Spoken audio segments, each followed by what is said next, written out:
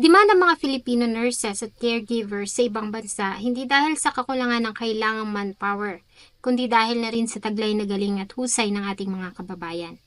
Kilala ang mga Filipino sa kanilang mahabang pasensya, pagiging maunawain, masipag, mahinahon, at higit sa lahat mapagmahal. Marami na rin mga foreigners ang nagbigay ng kanilang mga pahayag kung saan ay pinupuri nila ang ilan sa ating mga kababayan dahil sa ipinapakita nilang kabaitan at kabutihan sa kanilang mga inaalagaan. We love nurses from the Philippines because they are so compassionate and kind, and our culture is very family-oriented. Bagamat may iilan na talaga namang napapabalita pa rin dahil sa hindi nila kaaya-ayang ginagawa, tulad na lamang ng dalawang magkasintahan na nakulong sa Chicago dahil sa ginawa nilang pambabastos sa isang senior citizen nilang pasyente. Bagamat para sa kanila ito ay parte lamang ng biruan, ay hindi ito ang naramdaman ng pamilya ng biktima. Bago ko po ipagpatuloy ang ating kwento, sa mga bago po sa channel ko at nais sa mga ganitong klase ng kwento ng krimen na nangyayari sa loob at labas ng ating bansa ay maaari pong pakipindot ang ating subscribe button at notification bell para ma-notify kayo pag may mga bago tayong upload na videos. Dito sa Pilipinas, nakasanayan na natin na tayong nag-aalaga sa ating mga matatanda ng lola, lolo, nanay at tatay hanggang sa tuluyan na nga silang bawian ng lakas. Sa ibang bansa, ang kanilang mga matatanda ng kapamilya ay dinadala nila sa mga bahay alagaan. Hindi dahil pabigat, kundi dahil alam nila na mas may kakayahan ng mga nurses at caregivers sa pag-aalaga sa kanila at mas magiging komportable at magaan ang magiging buhay nila doon kasama ng mga katulad din nilang manasa katandaan na. Kaya naman ganoon na lamang hinanakit ng pamilya Collins sa nangyari sa kanilang ina. Buong akala kasi nila ay masaya ang ina sa loob ng Abington Glenview Nursing and Rehab Center, kung saan ay inaalagaan ito ng mga kilala na rin nilang mga caregivers at nurses. Ayon sa pamilya ay malimit silang magpunta sa lugar tuwing visitation at wala silang trabaho. Kaya naman nakilala nila ng personal ang mga tao na nag-aalaga sa kanilang magulang. Mas lalo pa nga silang napanatag na makilala nila ang magnobyong Filipino na sila Brian Cortez at Jamie Montesa. Sa pahayag ng pamilya ay mabait ang dalawa at napakamaalaga. Magalang din ang mga ito at nakikita nila ang ginagawang pag-aalaga ng mga ito sa kanilang ina na si Margaret Collins. Hanggang sa isang video ang kanilang napanood noong December 2018, ilang araw na lamang bago sumapit ang Kapaskuhan. Sa nasabing kumakalat na video, ay makikita ang kanilang ina na si Margaret habang niloloko at pinagtatawanan ng dalawang nurse. Ayaw kasi nito na magsuot ng kanyang hospital gowns. At sa halip na pakiusapang mabuti, ay paulit-ulit itong inaasar ni Brian Cortez. Habang kinukuhaan naman ng video ng nobya nitong si Jamie Montesa ang lahat ng mga pangyayari. Kitang-kita din sa nasabing video na nagagalit na si Margaret at hindi nito nagugustuhan ang ginagawa ng dalawa. Bilang patunay ay makikita doon na ilang beses nitong sinubuk hampasin ng hospital gown ang dalawa.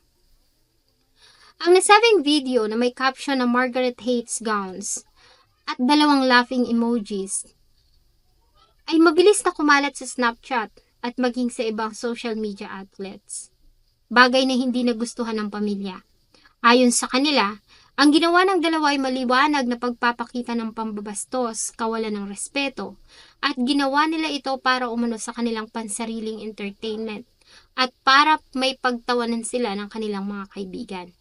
Agad nilang nireport ang pangyayari sa facility para iparating sa pamunuan ng Abington at Glenview Nursing and Rehab Center.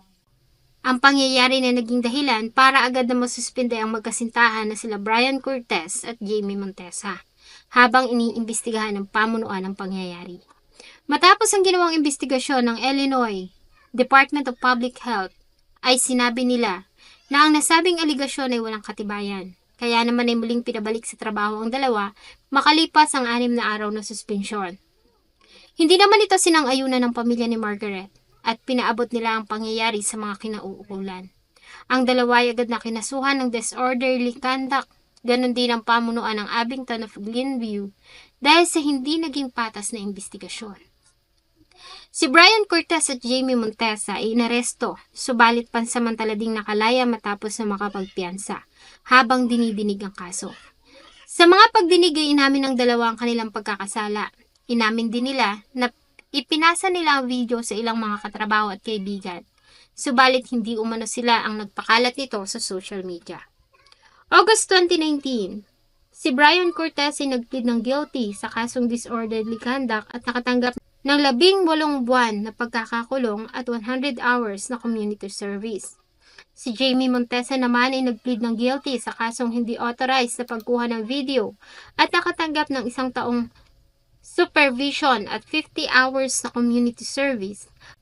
At pinagbawalan ng dalawa na lumapit o makipagkita kay Margaret Collins at sa kanyang pamilya. Humingi naman ang pamilya ng $1 million na kabayaran para sa damages base sa paglabag ng Illinois Nursing Home Care Act at kapabayaan sa intensyong makapagbigay ng emotional distress sa pasyente. Dahil sa pangyayari, ay inalis na ng pamilya si Margaret Collins sa Abington of Glenview Nursing Home at nag-hire na lamang ng private nurse na mag-aalaga dito sa loob ng kanilang sariling tahanan. Ayon sa pamilya, dahil sa pangyayari ay mas lalo pang ang lumala ang kalagayan ni Margaret na noon ay na-diagnose na may dementia. Ayon sa pamilya, marahil ay hindi lamang iyon ang unang pagkakataon na ginawa iyon sa kanilang ina. Kaya naman wala umanong kapatawaran ang ginawa ng dalawang nursing aide kay Margaret Collins. Trusted to care for my mom. She's just a loving person that they would come in and taunt her with the hospital. Ang pamunuan naman ng Abington ay kinasuhan ng paglabag sa Nursing Home Care Act at Health Insurance Portability and Accountability Act of 1996 at State Privacy Law. Matapos na babasahan ng hatol ang dalawa ay agad na inalis sa kanilang trabaho. Bagamat mababa lamang ang natamong sintensya, ay maswerte pa rin ang ating mga kababayan dahil sa hindi sila tuluyang tinanggalan ng kanilang mga lisensya para muling makapag-practice sa kanilang profession.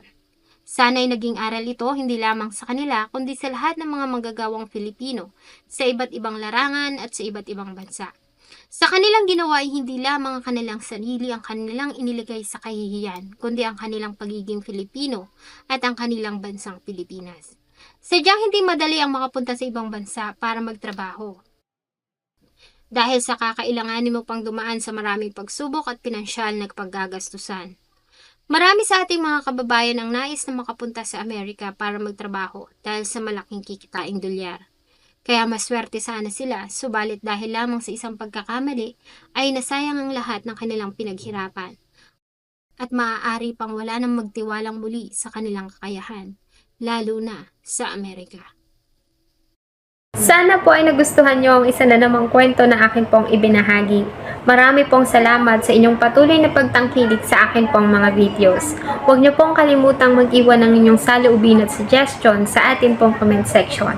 Thank you so much po and see you in my next video.